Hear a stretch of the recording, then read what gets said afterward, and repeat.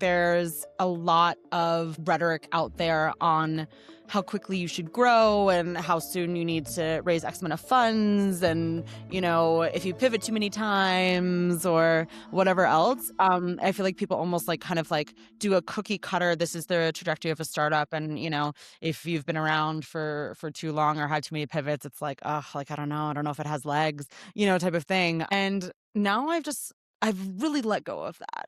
And that now that has no part of my world. And it's absolutely whatever it needs to be, however it needs to flow. I mean, of course, I have, all of our goals and OKRs and, documentation of progress. So of course, are you kidding? I have all of our KPIs documented and all the rest, and extraordinarily ambitious as every founder is. But that doesn't mean that your journey has to follow someone else's definition thereof. And that's one that makes no sense to me now that I look, hindsight's 2020, right? I look back and I'm like, why would I even let anyone define that for me? It's crazy. I know, but we do it because I think we just don't know. And somebody says it sounds credible. And it's like, oh yeah, sure, Jan. Yeah, let's do that.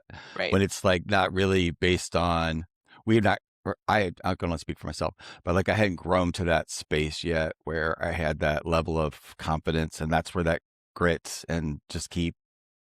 Yeah. So now that you're in the phase 2, share with me, hey, what does that mean to you, or how does it look like in your day-to-day now versus being in phase 1? Yeah.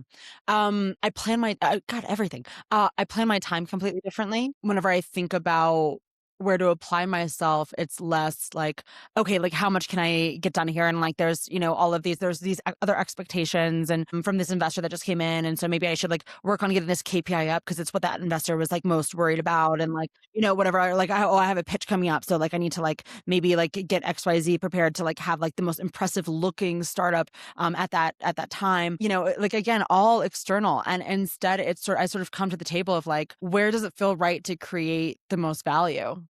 Related to the vision, what feels right in the body, how can I, and really from a place of inspiration and creativity rather than, and scarcity mentality of oh my God, I only have so much time. What do I do? So how I plan my time is completely different. Who I bring around me is very different. Yeah. Oh God. Yeah. That says it all right there. I think everybody listening has got their own version of that.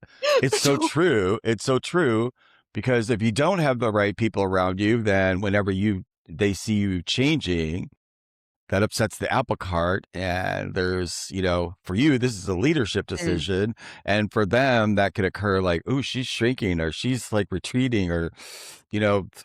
that. And it's, you're clear that that's not the thing, but yet, yeah, you have to be so careful about the projection of energy around you in these states when I think all of the time actually, is so crucial. That's one of the things that I do not tolerate anymore on any level. Absolutely. The universe takes care of most of it if I just allow it, but it's relationships. Absolutely. It can drain you. Mm-hmm. It can truly drain you.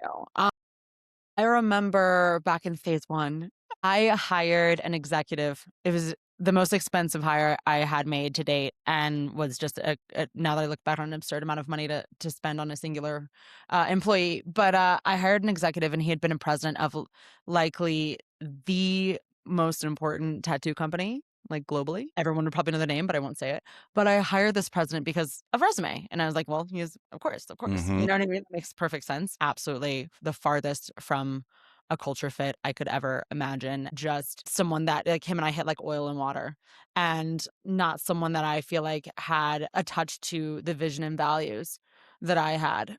Very much intense ball buster, very, came from a very different school of thought of how to treat business. And I hung on to that for a while and exhausted a lot of capital on that hire. And I look back and I'm never again.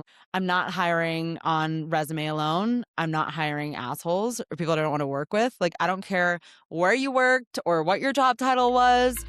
If you're an asshole, you're not going to be on the team. I don't want to take the calls with you. I should not have to dread taking a call with my internal team that I personally hired ever again. What was I doing?